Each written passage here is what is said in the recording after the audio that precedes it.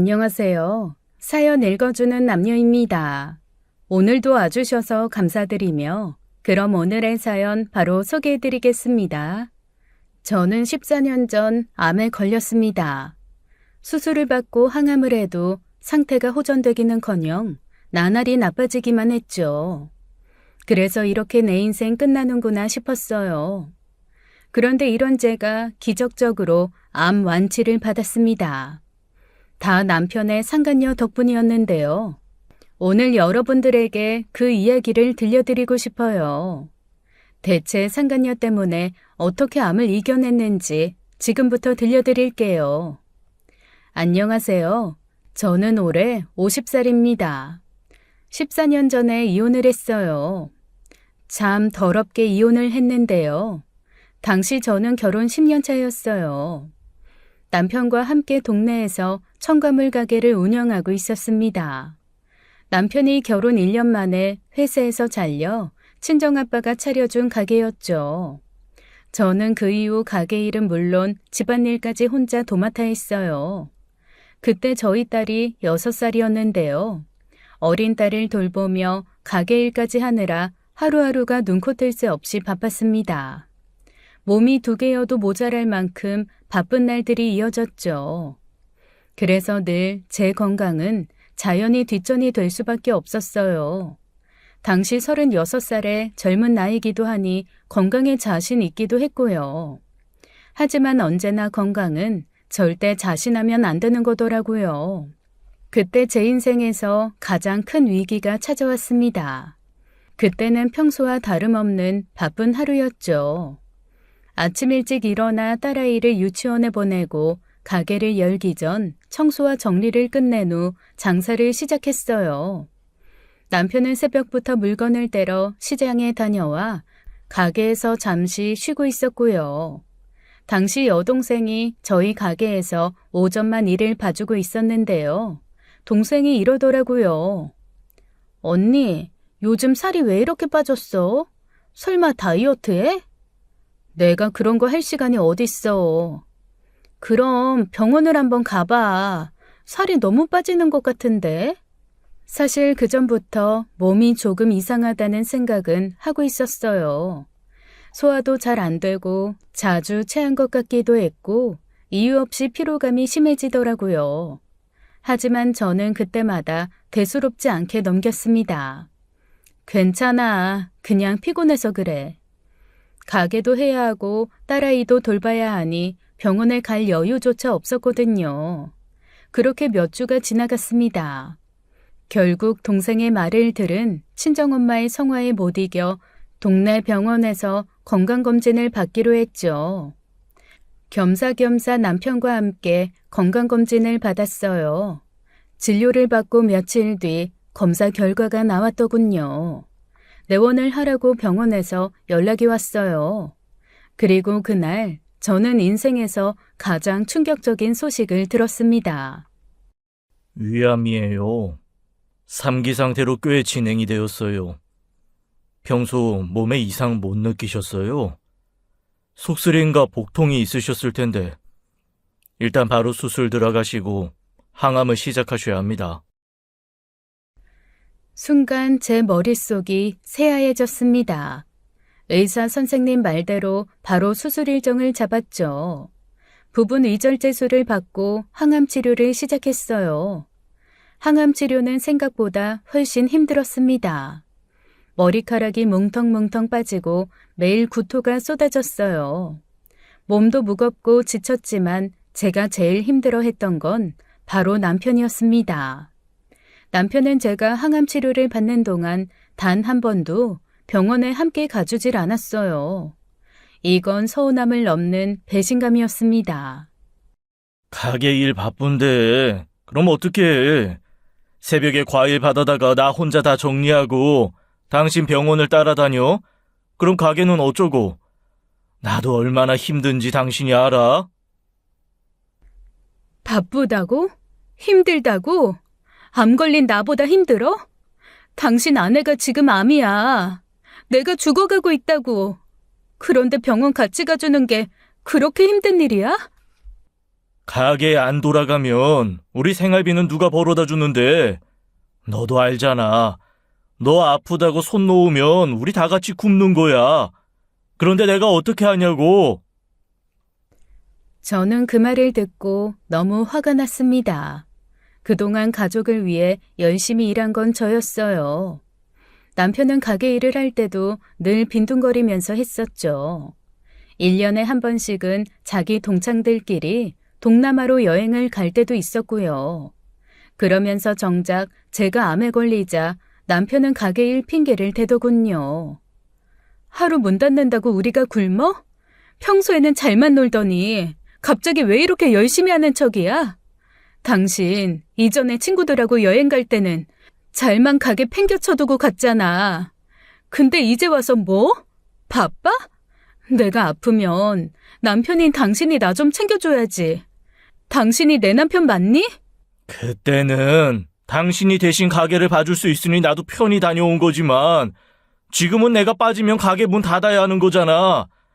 현실적으로 좀 생각해봐라. 그리고 너 혼자 병원 가서 일 처리 못하는 것도 아니잖아. 네가 애니? 병원도 혼자 못 다니게. 그렇게 힘들면 택시 타고 다녀오던가. 무서워서 그렇다고. 내가 너무 무섭다고, 이 인간아. 내가 감기 같은 거 걸린 게 아니잖아. 암이라고. 저는 남편의 차가운 말에 가슴이 무너지는 것 같았습니다. 암 환자들이 어디 혼자 병원 갈 줄 몰라서 가족과 함께 가나요? 무서워서 그런 건데 말입니다. 남편은 그런 제 마음을 전혀 이해하지 못한다는 사실에 절망스러웠어요. 결국 저는 친정엄마와 병원을 다녔어요. 엄마는 제가 항암 치료를 받을 때마다 병원에 와주셨고 제 몸 상태를 꼼꼼히 챙겨주셨죠. 6살 된 딸아이는 여동생이 자기 집으로 데려가 돌봐주었어요. 제가 치료에 집중할 수 있도록요. 참 고마웠죠. 친정엄마는 항상 남편을 원망했습니다. 너 결혼할 때 집도 해주고 너희 가게도 차려줬는데 홍서방은 뭐 하는데 자기 아내가 암에 걸렸는데도 손 하나 까딱 안 하고 있어?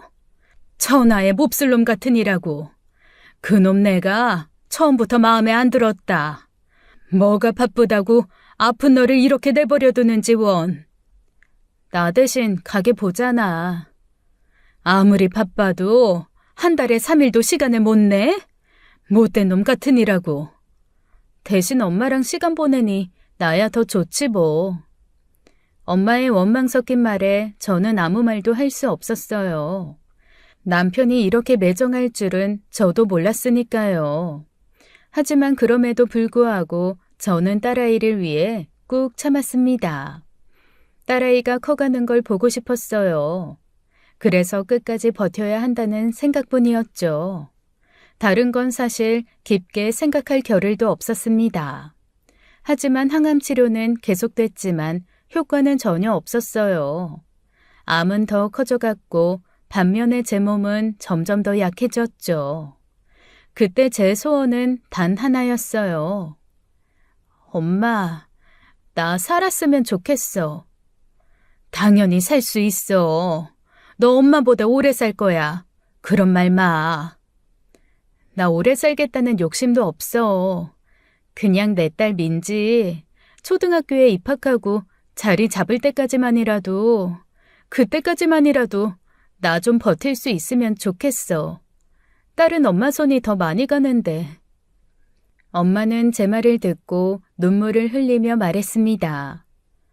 마음 약한 소리 하지 말어. 너 강한 애야. 그러니까 울지 말고 무조건 버텨. 절대 포기하지 말고. 민지, 시집 가는 것도 손주 낳는 것도 그 손주가 결혼하는 것도 다 보고 가야지. 엄마의 말은 저를 위로해주고 싶었던 마음이겠죠. 하지만 저는 이미 느끼고 있었어요. 제 의지와 상관없이 암은 저를 점점 더 파먹어 가고 있는 걸요. 시간은 내 편이 아니라는 것을 그때는 몸으로 느끼고 있었어요. 점점 끝을 향해 가는 기분이었죠. 그렇게 살려고 발버둥을 치던 어느 날 집으로 시모가 찾아왔습니다. 저는 전날 항암 치료를 받고 몸이 너무 안 좋아서 침대에 누워있던 중이었어요. 무얼 먹기도 힘들었고 억지로 먹어도 모두 토하고 나니 기운도 없었죠. 아시는 분들도 있을지 모르겠지만 보통 항암 치료를 하고 나면 일주일간은 정말 시체처럼 지내거든요. 제가 걱정된 친정엄마가 죽 재료를 사러 외출을 했을 때였어요. 그때 집 비밀번호 누르는 소리가 났습니다. 방금 나간 친정엄마가 무얼 두고 나가서 다시 돌아온 줄 알았어요. 간신히 힘을 내어 몸을 일으켜 거실로 나가보니 시모가 눈살을 찌푸리며 저를 보더군요. 넌 팔자가 아주 좋구나. 네 남편은 쎄빠지게 일하고 있는데 너는 대낮부터 엎어져 자고 있냐? 아이구야, 아주 집구석이 개판이구만. 넌 대체 이게 뭐 하는 짓이야? 오셨어요? 어머님, 제가 몸이 안 좋아서 집안일은 못했어요. 어쩐 일이세요? 원래 시모가 막말을 많이 하고 저를 평소에도 좋아하지 않는 분이었어요. 자격지심도 심했던 분이고요. 그래서 저는 시모의 방문이 반갑지 않았습니다. 몸이 많이 힘든 상태였으니까요. 그런데 그때 시모가 뜻밖의 말을 꺼내더군요. 너 암 걸리면 집도 못 치우는 거냐? 제 암 소식을 시모에게 말한 적이 없었는데 시모는 알더군요. 남편이 말했겠죠. 며느리가 암에 걸린 걸 알았으면서도 팔자가 좋다느니라는 소리를 하는 시모가 참 황당하더군요. 그래도 저는 시모 말에 아무런 대꾸도 못했습니다. 진짜 너무 힘들었거든요. 몸이 너무 지쳐서 말 한마디 한마디 하는 것조차 버거웠어요. 그런 저를 시모는 눈을 치켜뜨며 한심하다는 표정으로 바라봤습니다. 너는 대체 젊은 게 어떻게 몸 관리를 하면 암에 걸리냐? 내가 민호한테 들어보니까 위암이라며? 도대체 뭔 음식을 먹고 살길래 그런 병에 걸리냐고. 내가 하도 한심해서 와봤다. 민호는 괜찮다니? 니들 똑같이 먹고 살 텐데. 민호는 위 괜찮대? 암에 걸린 건 며느리인데 집까지 와서는 자기 아들 걱정을 제일 먼저 하네요. 저는 그 말에 분노가 치밀었지만 억누르며 침묵을 지켰어요. 대꾸할 힘도 없었거든요. 왜 말이 없어? 내 말 안 들리냐? 의사가 민호는 괜찮다고 하냐고. 니들 같이 검진 받았을 거 아니야? 괜찮대요. 민호 씨는 멀쩡하대요. 어머님, 연락도 없이 왜 오셨어요? 죄송한데 오늘은 그냥 가주세요. 제가 오늘은 진짜 서 있기는커녕 앉아있을 힘도 없고 말할 힘도 없어요. 하지만 시모는 제 말에 아랑곳 없이 소파에 자기 가방을 휙 던지고는 거실 바닥에 앉더군요. 그러면서 계속해서 제게 독서를 퍼부었습니다. 내가 내 아들 집에 네 허락받고 와야 되냐? 내가 민호한테 이야기 듣고 하도 어이가 없어서 온 거다. 너 이리 와서 앉아봐라. 아니 그 젊은 나이에 네가 암에 걸리면 우리 아들은 어쩌니? 네가 암이면 내 아들 밥은 누가 해주고 또 가게 일은 누가 해? 그리고 민지 걔도 아직 어린데 걔는 누가 키우냐고. 내가 어이가 없어서. 너 설마 암 걸렸다는 핑계로 나한테 민지 맡길 생각이냐? 난 늙어서 여기저기 아파서 애 못 보니까 그런 생각하지도 말거라. 민지는 여동생이 봐주고 있으니까 그런 걱정 마세요. 그건 다행이네. 아, 물이나 좀 떠와봐라. 거목 말라 죽겠네. 그리고 시모는 소파에 앉아 물을 마시며 한참을 떠들더라고요. 주된 이야기는 그거였어요. 너 암에 걸렸다고 내 아들 힘들게 하지 말란 말이었죠. 참 대단하신 양반이란 생각이 들더라고요. 어떻게 이런 상황에서 자기 아들 걱정만 할 수 있나 싶었습니다. 남이라도 첫마디는 암 환자를 걱정할 법도 할 텐데 말이에요. 쏟아내는 말들 중에 단 한마디도 제 걱정은 없었어요. 항암 후유증 때문에 너무 힘들었지만 참고 있을 수도 없겠더라고요. 그래서 저는 겨우 목소리를 내며 말했습니다. 어제 병원을 갔는데 옆에 앉은 아주머니가 저보고 암이냐고 물으시더라고요. 그래서 그렇다고 하니 그분이 젊은 사람이 어찌 그런 몹쓸 병에 걸렸냐고 우시더라고요. 생판 남인 사람도 젊은 사람이 아깝다고 그렇게 우시는데 어머님은 저를 10년이나 봤는데 그런 생각 조금도 안 드세요? 그저 민호 씨 밥 먹는 거, 옷 입는 거, 그딴 것만 걱정되세요? 민호 씨가 암에 걸렸어도 민호 씨한테 지금 저한테 하시는 것처럼 말하실 수 있냐고요. 네가 암에 걸렸어도 네 아내 힘들게 하지 말고 네 아내 밥 차려주고 열심히 나가서 돈도 벌어오라고 그렇게 말씀하실 거예요? 어머님, 사람이 도리를 모르면 그건 사람이 아니래요. 하지만 시모는 아랑곳하지도 않았습니다. 오히려 제 말에 코웃음을 치며 대꾸하더군요. 남 걱정이야 누가 쉽게 못해? 다 남이니까 그렇게 쉽게 걱정해주는 척 하는 거지. 나는 뭐 네 걱정 안 한다니? 그나저나 너 암보험은 제대로 들어둔 거야? 설마 우리 아들 돈 네 병원비로 다 들어가고 있는 거냐? 시모와 몇 분만 더 마주하고 있으면 암 때문이 아니라 화병으로 먼저 저 세상 가겠더라고요. 며느리 몸이 이 지경인데도 시모는 오직 돈 이야기, 자기 아들 이야기만 했습니다.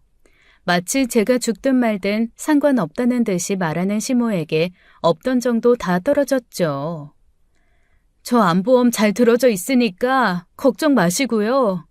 어머님께서 이렇게까지 말씀하시니 제가 억울해서라도 절대로 못 죽겠네요.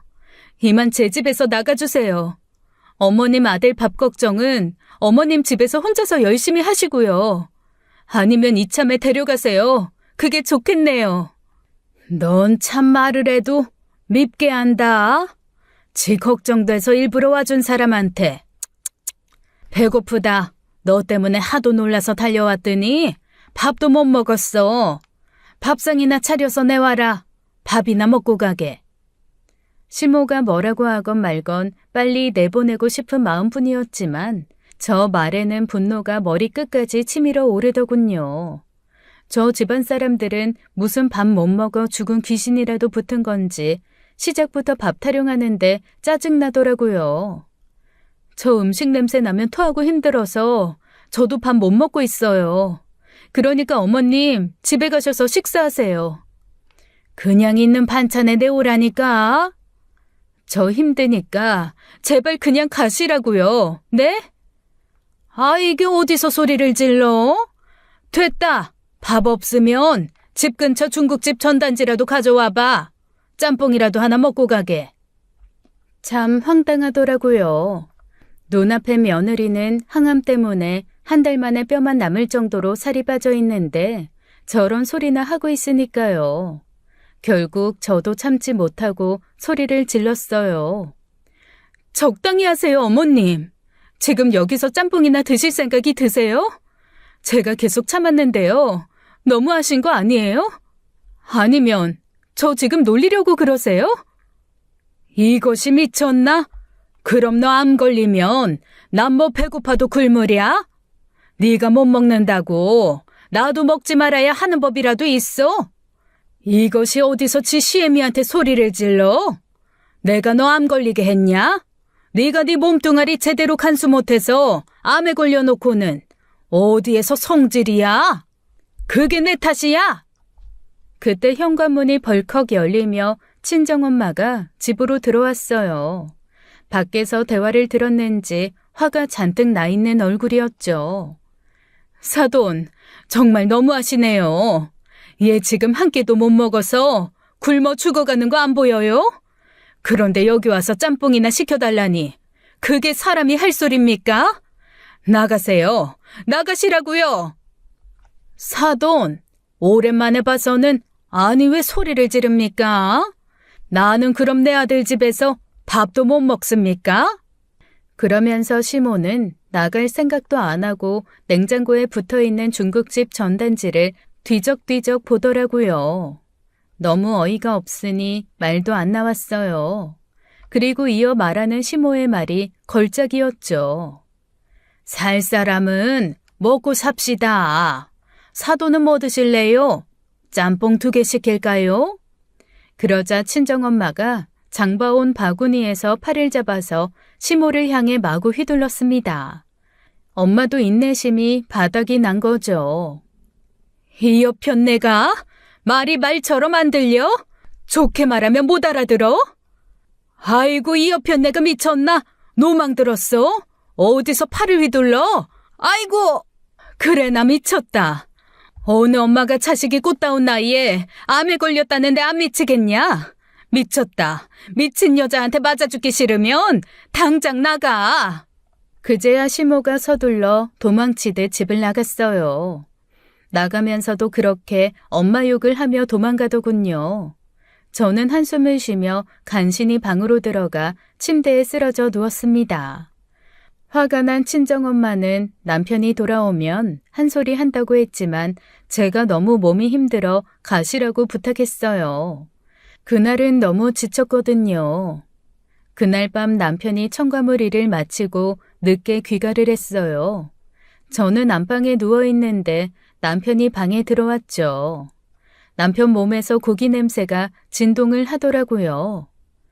당신 고기 먹고 왔어?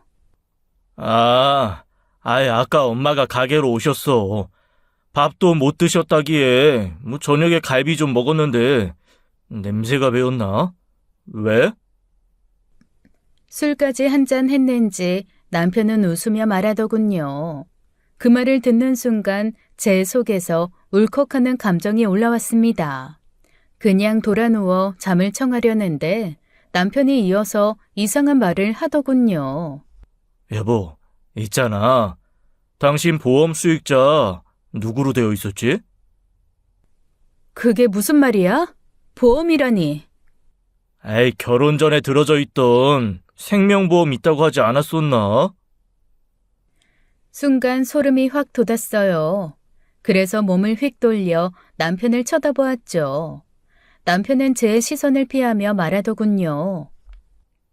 그게 아니라, 오해하지 말고 들어.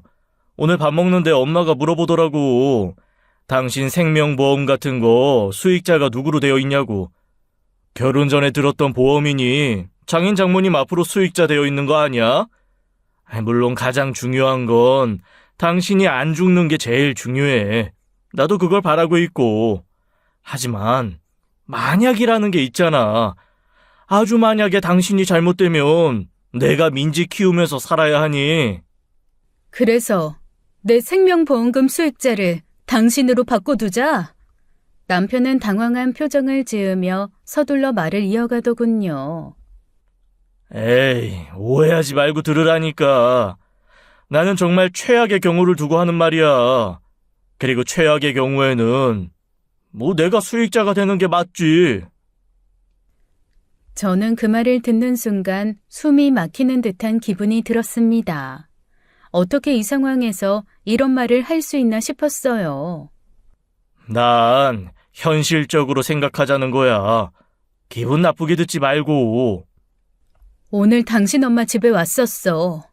나 암에 걸린 거 당신이 말했지? 오셔서 그러시더라고.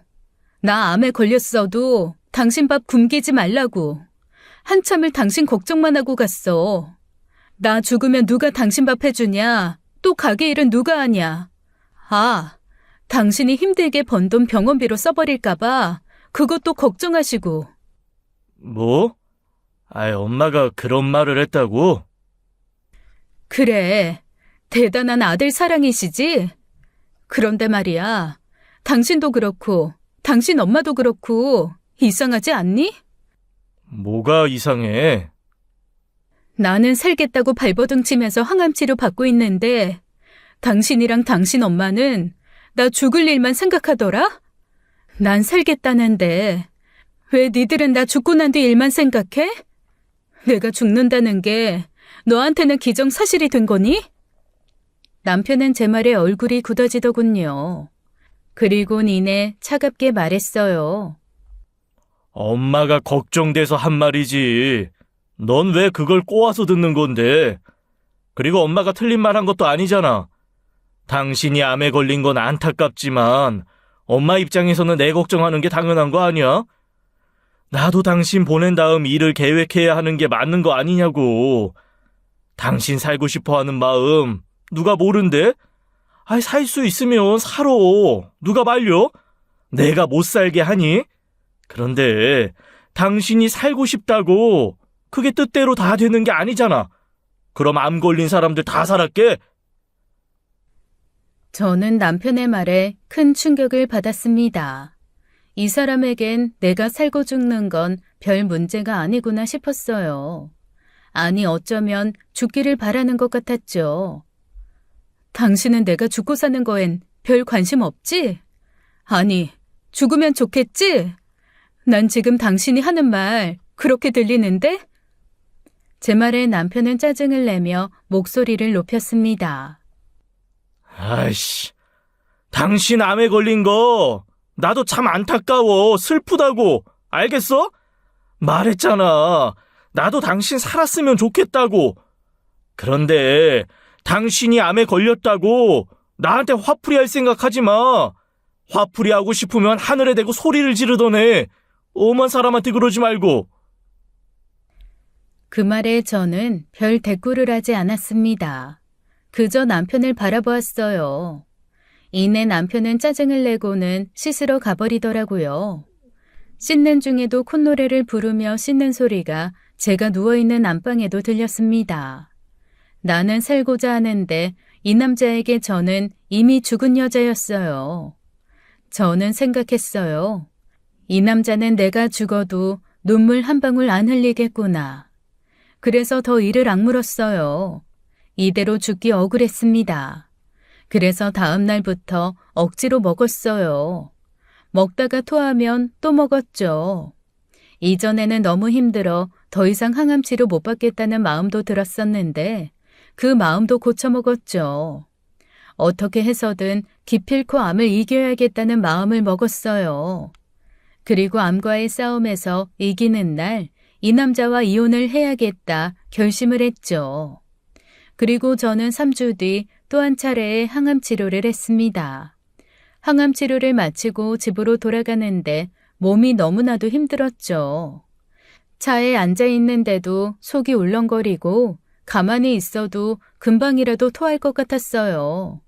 그나마 상쾌한 귤이라면 조금 먹을 수 있을 것 같다는 생각이 들었습니다. 그래서 집으로 가기 전 제 가게에 들러 귤을 좀 가져가려 했죠. 가게에 들어서니 손님 한 명이 과일을 고르고 있었습니다. 그런데 남편은 보이지 않았어요.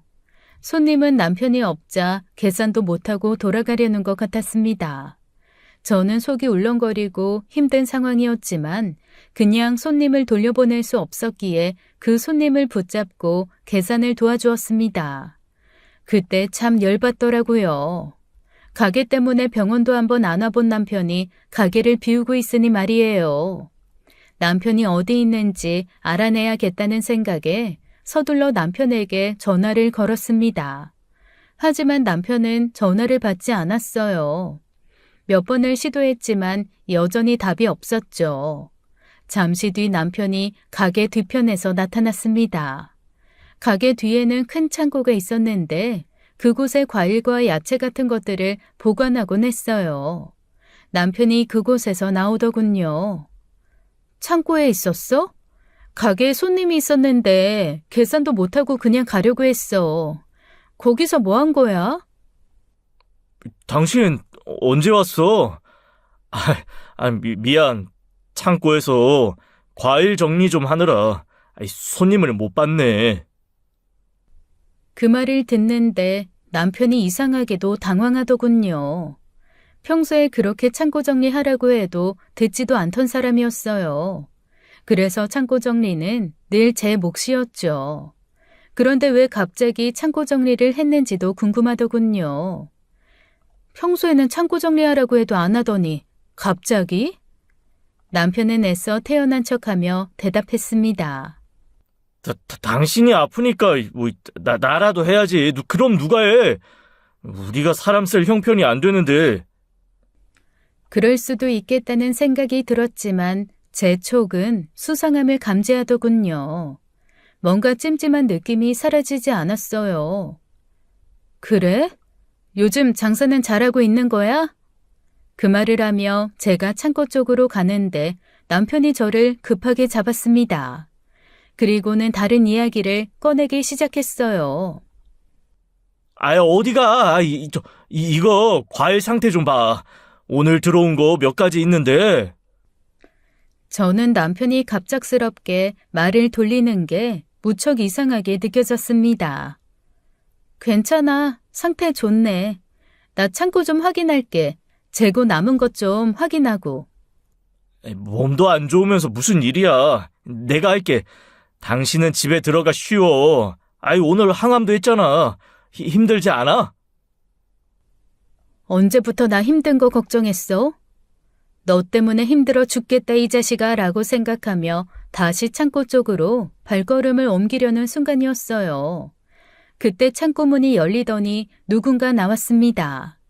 그곳에서 나온 사람은 다름 아닌 수미 엄마 김진이였어요.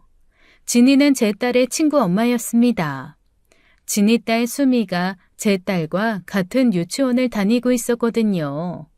수미와 제 딸 민지가 어린이집도 함께 다녔었기에 진이와 저는 몇 년 동안 서로 아이들을 돌보며 같은 동네에서 많은 시간을 보냈었어요. 처음에 진이는 남편이 외국에서 돈을 벌고 있다고 했었습니다. 하지만 저와 친해진 이후 그녀가 제게 고백을 했죠. 사실 자기는 이혼녀라고요. 주변 아이들 엄마들이 색안경을 끼고 바라볼까봐 숨긴 거라고요. 저는 혼자 힘들게 돈 벌며 아이를 키우는 진이가 안쓰러웠어요. 그래서 종종 그녀의 딸아이를 돌봐주며 많은 도움을 주었었죠. 그런데 그런 그녀가 지금 내 가게 창고에서 나오다니 맞지도 않은 뒤통수가 얼얼하더군요. 진이야, 너 여기서 뭐해? 그녀는 아무렇지 않은 듯 웃으며 손에 들고 있던 배추를 제게 들어 보였습니다. 이거 배추 싱싱한 거 좀 꺼내가려고 했어. 오늘 항암했다며? 몸은 좀 괜찮아? 그녀의 손에는 배추가 들려 있었는데 그 배추는 가게에도 매대에도 있었어요. 그런데 제 시선을 끈 건 김진희의 옷차림이었습니다. 옷은 흐트러져 있었고 입술 립스틱은 번져 있었죠. 순간 제 머릿속에서 모든 게 빠르게 계산되었습니다. 남편이 왜 내가 죽은 이유만을 생각했는지를요. 직감적으로 바로 알 수 있었어요. 내 남편과 김진희가 지금 바람을 피우고 있다는 사실을 말이죠. 배추는 여기 매대에도 있는데 창고에서 꺼내왔다고? 저는 침착하려 애쓰며 물었습니다. 속에서는 분노와 배신감이 끌어올랐지만 그 감정을 억누르기로 했어요. 아직 확실한 증거가 없는 상황에서 감정적으로 굴어서는 안 된다는 생각이 들었죠. 내색을 하지 않고 이 상황을 지켜보기로 했습니다. 매대에 있는 게 좀 덜 싱싱한 것 같아서 민호 씨한테 물어봤더니 창고에 싱싱한 거 있다고 하길래. 그녀는 웃으며 아무렇지도 않게 말을 이어갔습니다. 적어도 김진희는 남편보다는 연기를 잘하더군요. 맞아. 내가 창고에 들어가서 찾아보라고 했어. 아무래도 당신 친구인데 좋은 물건을 줘야지. 아무거나 주면 쓰나. 내가 암으로 오늘 죽을지 내일 죽을지 하는 상황에서 남편은 나 몰래 김진희와 외도를 하고 있었던 겁니다. 그것도 내 가게에서 말이에요. 이 정도면 찢어 죽여도 무죄일 텐데 말이죠.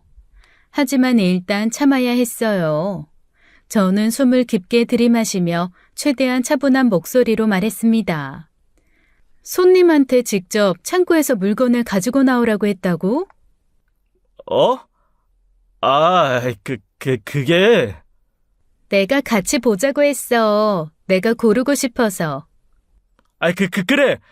진희 씨가 창고 안도 보고 싶다고 하길래 겸사겸사 구경도 시켜드리고. 그래?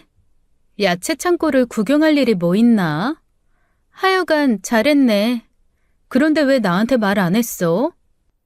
어? 뭐를 말 안 해? 진이 왔다고. 지금 창고에 진이 있다고 왜 말 안 했어?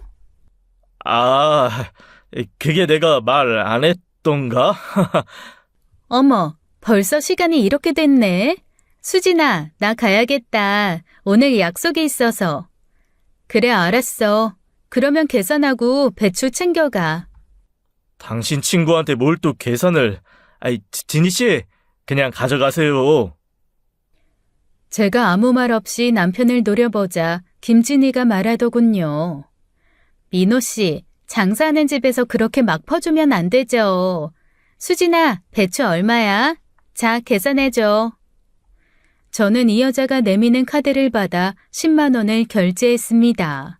그런데도 이 여자는 잘 먹을게라고 하며 급하게 자리를 뜨더군요. 야, 김진희. 제 목소리가 너무 차가웠을까요? 남편과 김진희 둘 다 깜짝 놀라며 저를 보더라고요.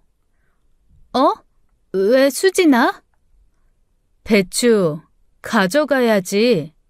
어머, 내 정신 좀 봐. 그래, 가져가야지. 고마워. 그럼 수진아 다음에 보자. 연락하고 항암 치료 잘해. 그녀는 제게 인사를 하고는 급하게 가게를 빠져나갔습니다. 그녀가 떠난 뒤 저는 잠시 가게 안에 서서 멍하니 상황을 되새겼어요. 여보, 괜찮아? 곧 죽을 사람을 건드리면 어떻게 될까? 어? 뭐라고? 아니야, 나 갈게. 가게 비우지 마. 그래. 분노와 배신감이 파도처럼 밀려왔지만 당장 터트릴 수는 없었어요. 감정적으로 대응하면 모든 것을 잃을 수도 있다는 생각이 들었죠. 확실한 증거를 잡은 이후 이것들을 똥통에 던지던 지옥불에 던지던 해야 했습니다. 제가 암에 걸리기 전 우리 부부는 언제나 저녁 8시쯤이면 청과물 가게를 닫았어요. 저는 딸아이를 돌봐야 했기 때문에 주로 오후 5시면 먼저 집에 왔었죠. 그리고 남편은 8시쯤 가게를 마무리하고 집으로 왔고요. 그리고 저녁을 먹은 후 남편은 언제나 가게 정리 좀 하고 온다며 혼자서 밤 10시에 가게로 다시 나갔습니다. 그때는 그저 남편이 가게 일을 챙기기 위해서라 생각했었어요. 이제 와서 돌이켜보니 그 시간에 남편이 상간녀 김진희를 만나고 있었던 것이었네요. 그날 밤에도 남편은 어김없이 10시가 되자 가게 정리를 한다며 집을 나서더군요.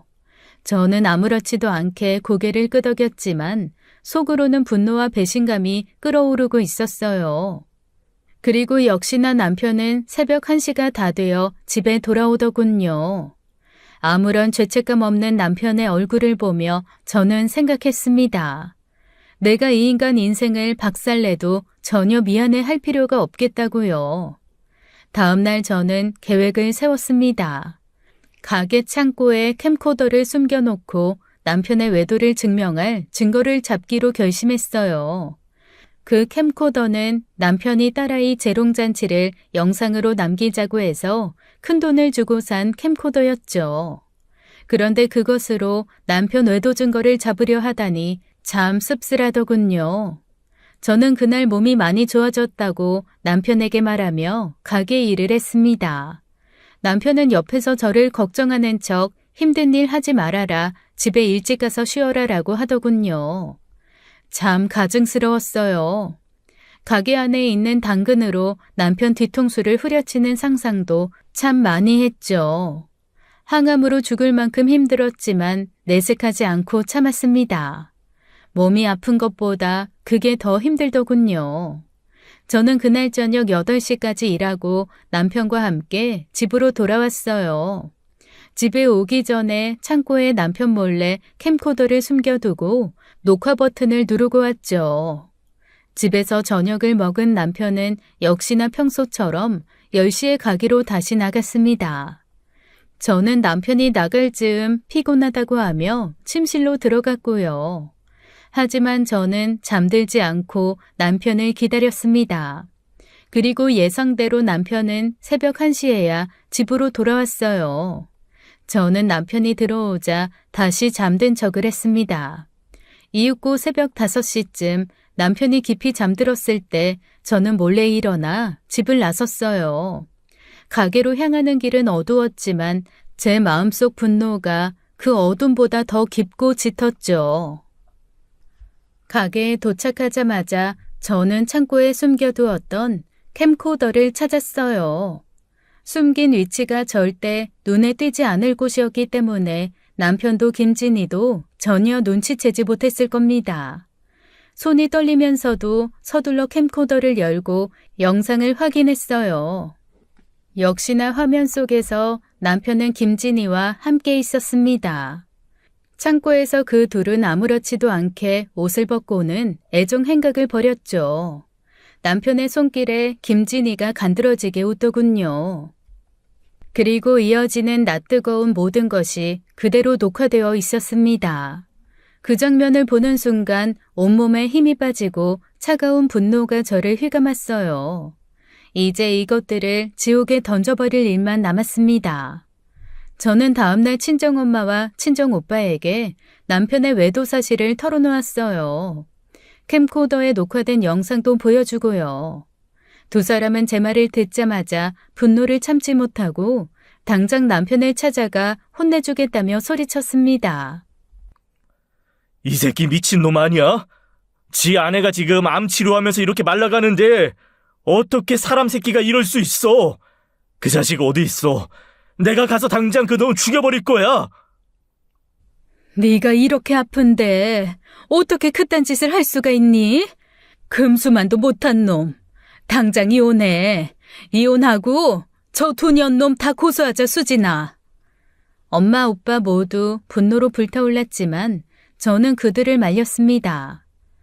당연히 이혼도 하고 고소도 할 거야. 그런데 지금은 아니야, 엄마. 나 좀 도와줘. 나 이 인간한테 복수할 거야. 엄마는 제 말을 듣고 눈물을 글썽이며 저를 바라봤습니다. 당연했죠. 항암으로 엉망이 된 딸이 복수를 말하니까요. 수진아, 그냥 이혼해. 지금 네 몸도 이렇게 힘든데 복수는 무슨 복수야. 그러다가 암이라도 다른 데 전이 되면 어떡하려고 그래. 그냥 깔끔하게 이혼하고 우리 치료에만 전념하자, 응? 저는 고개를 저었습니다. 엄마, 나 좀 도와줘. 나 복수 끝내지 않으면 아무리 치료받아도 결국 나 죽을 거야. 그러니까 나 도와줘.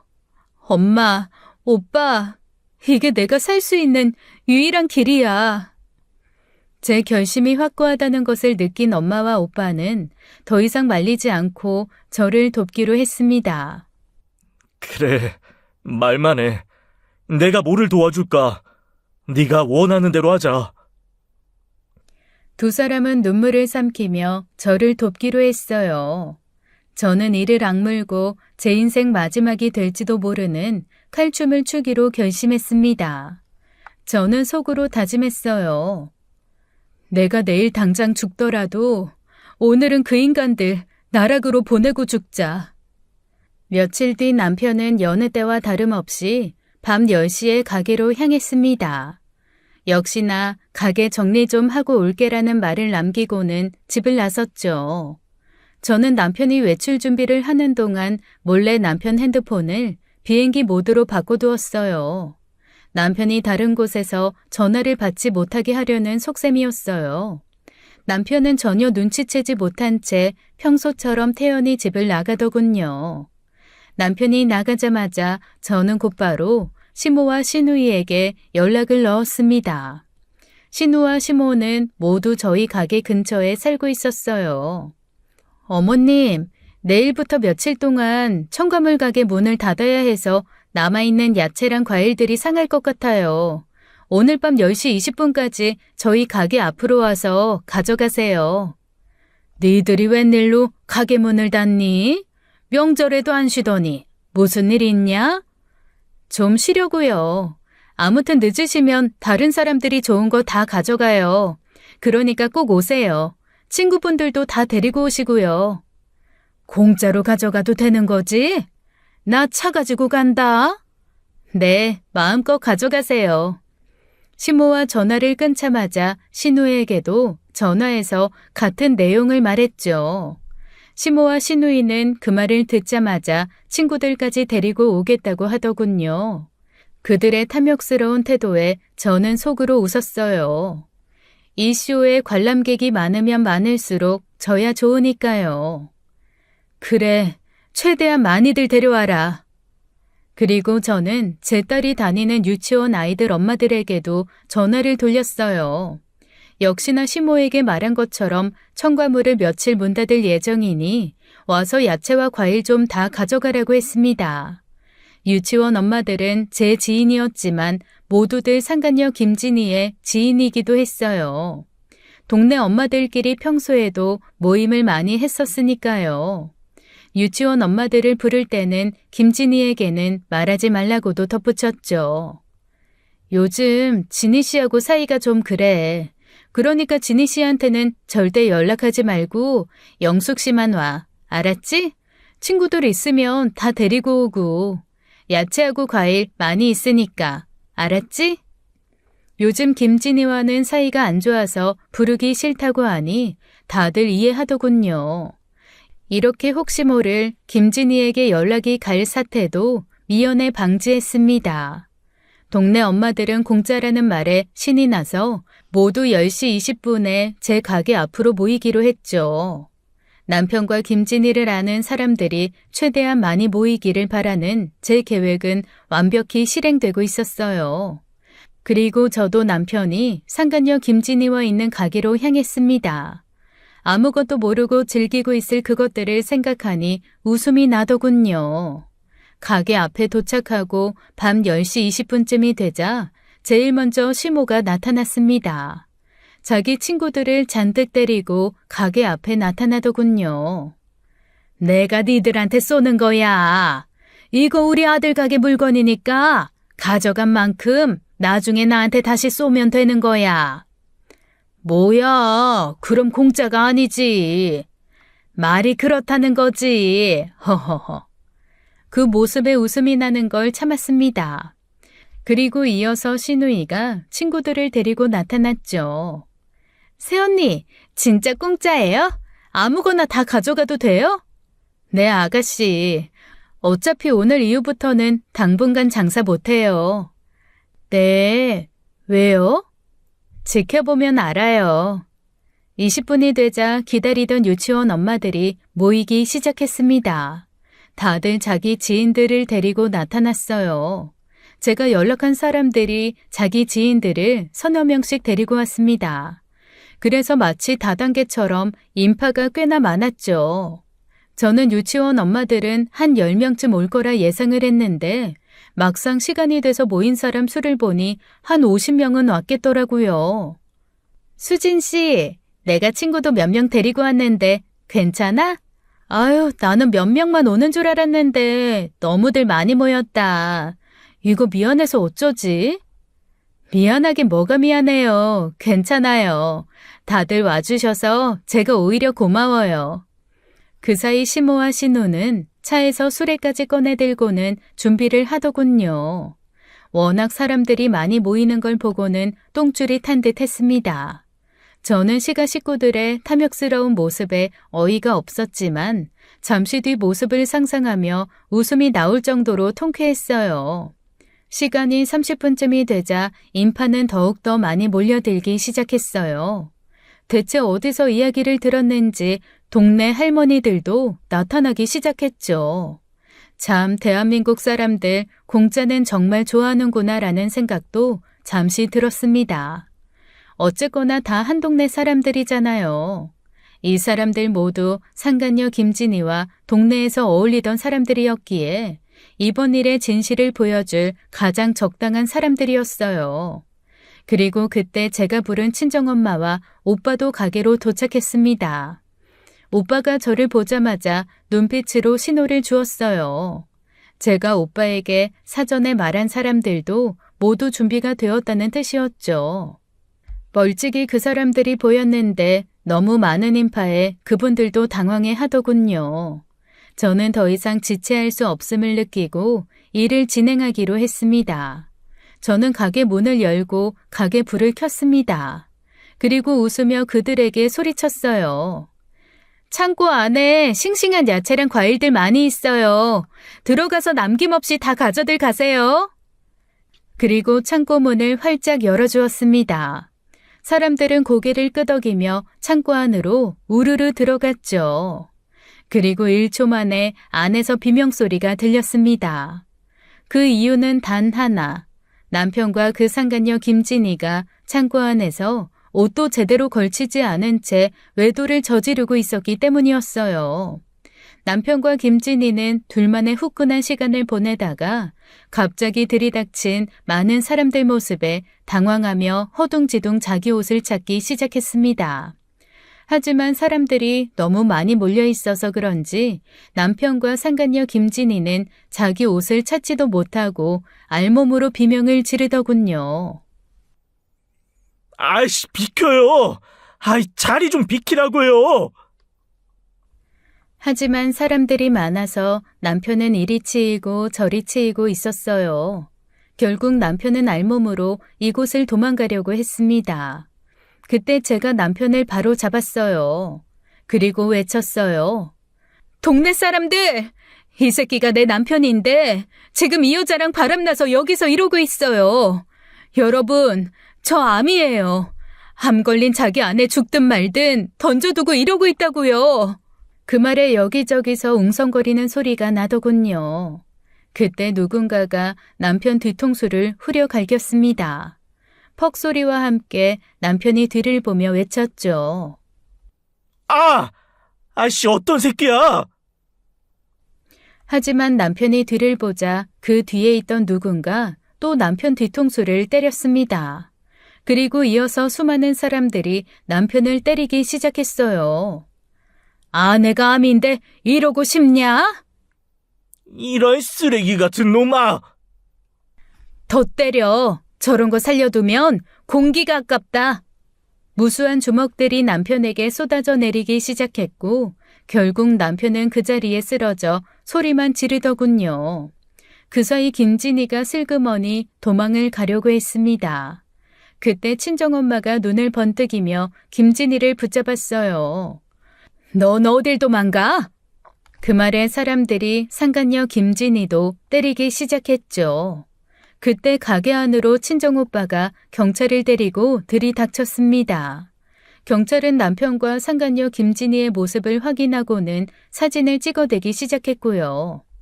홍민희 씨, 김진희 씨, 현장 확인됐습니다. 여러분 진정하세요. 계속 이러시면 집단 폭행으로 모두 서해 가셔야 해요. 경찰의 말에 그제야 사람들은 하나둘 가게를 나가기 시작했어요. 가게 안에 몰려있던 많은 사람들이 나가니 남편은 한쪽 구석에 쓰러져 있더라고요. 알몸으로 누워 있었는데 그 위로 수많은 발자국이 나 있었습니다. 그 모습을 본 순간 시모가 소리를 지르며 제게 달려들더군요. 아마 이 모든 게 제가 파놓은 함정이라는 것을 그때 알았나 봐요. 시모는 얼굴이 벌겋게 달아오른 채 저를 향해 손을 들었습니다. 이년이? 어차피 죽으려니 내 아들을 죽이려고 들어? 그래, 너 암으로 죽기 전에 내 손에 먼저 죽어라. 시모는 미친 듯이 저를 때리려 했습니다. 그 순간 시모보다 친정엄마가 더 빨리 움직였어요. 엄마는 눈앞에 있던 물을 집어들더니 그 무로 시모를 사정없이 내리쳤습니다. 네 년이 뭔데? 감히 내 딸한테 손을 대? 이 못된 할망구야. 내 딸이 죽기는 왜 죽어? 쓰레기 같은 네 아들놈이 죽어야지. 친정엄마의 기세에 모두가 놀랐고 시모는 그 무에 맞고 나가 떨어지며 비명을 질렀습니다. 경찰이 서둘러 두 사람을 떼어놓으려 했지만 엄마는 분이 풀리지 않은 듯 계속 소리쳤어요. 다른 사람 눈에 눈물 나게 하면 그 사람은 피눈물 난다고 했어. 내 딸 눈에 눈물 나면 네 새끼 눈에는 피눈물 안 나겠냐? 친정엄마한테 무로 한 대 얻어맞은 시모는 바닥에 주저앉아 억울하다는 듯 울기 시작하더군요. 내 아들이 뭘 잘못했어? 그럼 죽을 날 받아둔 여자랑 살아야 하냐? 내 아들 살 길 찾아 떠나겠다는데 니들이 뭔데 손가락질을 해? 아이고 억울해. 아이고 원통해. 그러는 와중에 시누이는 자기 엄마가 저러고 있는데도 부끄러운 듯 얼굴을 감싸며 도망을 가버렸습니다. 친구들이 시누 이름을 부르며 따라가더라고요. 그리고 공짜 과일을 얻으러 온 사람들이 수군거리며 남편과 시모 욕을 하기 시작했어요. 제 김진이 맞지? 맞네. 세상에, 수진 씨 남편이랑 바람난 년이 김진이었어? 내가 쟤 수상하다고 했잖아. 동네에서 이 남자 저 남자 꼬리치는 게 아주 딱 상간녀 관상이야. 아무리 그래도 수진 씨 암 걸린 거 다 알았으면서 어떻게 저래? 진짜 남자애 환장했네. 에휴, 맞아도 싸다. 친정 엄마와 오빠 그리고 저는 남편이 수많은 사람들에게 망신당하는 모습을 바라보며 그제야 조금씩 속이 풀리는 기분이 들었습니다. 저는 그제야 사람들에게 말했어요. 오늘 쇼 관람해 주셔서 고마워요. 오늘 이 일 이곳저곳 소문 마음껏 내주시고요. 야채랑 과일도 가지고 가고 싶은 만큼 모두 가져가셔도 돼요. 남편의 외도 현장을 잡고 난 후 저는 곧바로 남편을 간통죄로 고소했습니다. 2010년 당시에는 간통죄가 아직 폐지되지 않았기 때문에 법적 처벌이 가능했어요. 그날 밤 오빠에게 부탁해 경찰을 대동한 것도 이 이유 때문이었습니다. 친정오빠에게 부탁해서 확실하게 증거를 잡아둔 후 법적으로 남편을 처벌받게 하려는 것이 제 계획의 일부였죠. 당시 간통죄로 실형을 선고받는 경우는 드물었습니다. 대부분 집행유예로 끝나는 경우가 많았지만 남편 상황은 달랐어요. 제가 암이었잖아요. 암에 걸린 아내를 두고 오랜 기간 외도를 저질렀다는 사실이 밝혀졌고 이는 사회적으로 큰 무리를 일으킨 사건으로 판단되었습니다. 결국 남편에게는 징역 6개월의 실형이 선고되었어요. 법정에서 남편이 고개를 떨군 채 서 있는 모습을 보며 저는 차갑게 그를 바라봤습니다. 남편이 제게 저지른 배신과 그로 인해 받은 상처는 그보다 더 큰 형벌로도 갚을 수 없었겠지만 그래도 최소한의 정의는 실현된 셈이었죠. 상간녀 김진희 역시 처벌을 받았습니다. 그러나 그녀는 어린 딸을 키우고 있다는 이유로 집행유예 판결을 받았어요. 법적으로는 약한 처벌이었지만 어쨌거나 공식적으로 상간녀 주홍 글씨를 떡하니 박아주었죠. 이후 저는 상간녀를 상대로 민사소송을 걸었고 위자료를 청구했습니다. 이미 그날의 모든 증거를 확보해둔 상태였기 때문에 소송에서는 쉽게 이겼죠. 결국 저는 상간녀에게서 꽤 많은 금액의 위자료를 뜯어낼 수 있었습니다. 남편의 실형 선고에 가장 충격을 받은 사람은 시모였어요. 시모는 이 상황이 억울하다며 큰 소리로 울부짖더니 결국 뇌졸중으로 쓰러졌습니다. 병원으로 실려가는 시모의 모습을 보며 저는 속으로 대체 뭐가 억울하다는 건지 이해도 안 되더군요. 남편이 그동안 저를 속이고 배신하고 내 고통을 외면해왔는데 이제 와서 그게 억울하다고 주장하다니 정말 이해할 수 없는 노릇이었죠. 김진희는 비록 집행유예로 감옥에 가진 않았지만 동네에 소문이 쫙 퍼졌습니다. 그날 우리 가게에 왔던 지인들이 사건의 전말을 빠르게 퍼뜨렸거든요. 그 소문은 순식간에 퍼졌고 김진희는 더 이상 이곳에 발붙일 수 없게 되었어요. 결국 그녀는 도망치듯 이사를 가버렸죠. 아무리 어린 딸을 키우는 엄마라고 해도 동네 사람들이 김진희를 그대로 둘 리 없잖아요. 그 후 저는 남편과 이혼을 했습니다. 소송을 통해서 이혼을 진행했고 결국 저는 가게와 집을 모두 지킬 수 있었어요. 어차피 가게와 집은 친정아빠가 제게 해준 유산이었기에 남편에게는 권리가 없었습니다. 남편에게는 위자료를 받고 이혼을 했어요. 그렇게 저는 남편과 모든 관계를 깔끔하게 정리했습니다. 이혼 후에도 저는 항암 치료를 계속했어요. 남편의 외도와 그 배신감을 밝혀내고 통쾌하게 복수한 덕분일까요? 의사들도 놀랄 만큼 제 암은 완치되었습니다. 처음 암 진단을 받았을 때는 희망적이지 않다는 소리를 들었지만 저는 그 모든 고통을 이겨내고 살아남았어요. 어쩌면 복수는 제게 최고의 치료가 되었던 셈이었죠. 그리고 14년이 지난 지금 저는 여전히 살아있습니다. 그때만 해도 딸이 초등학교에 입학하는 모습만 볼 수 있으면 소원이 없겠다고 생각했는데 우리 딸은 이번에 대학까지 진학했어요. 제 딸이 훌쩍 커버린 모습을 보니 그동안 살아있어준 제 자신에게도 하늘에게도 감사할 따름입니다. 지금은 간통죄가 폐지되었지만 저는 다시 그 법이 생기면 좋겠다는 생각을 합니다. 부정한 행위를 저지르는 사람들에겐 반드시 그에 합당한 처벌이 내려져야 한다고 믿으니까요. 바람난 사람들에게 제대로 된 법적 처벌이 내려지는 세상이 오면 좋겠습니다. 그들이 더 이상 다른 사람의 삶을 짓밟고도 무사히 넘어가는 일은 없어야 하니까요. 지금까지 사연 읽어주는 남녀였습니다. 끝까지 시청해주신 여러분 감사드리며 저희는 다음 사연으로 돌아올게요. 감사합니다.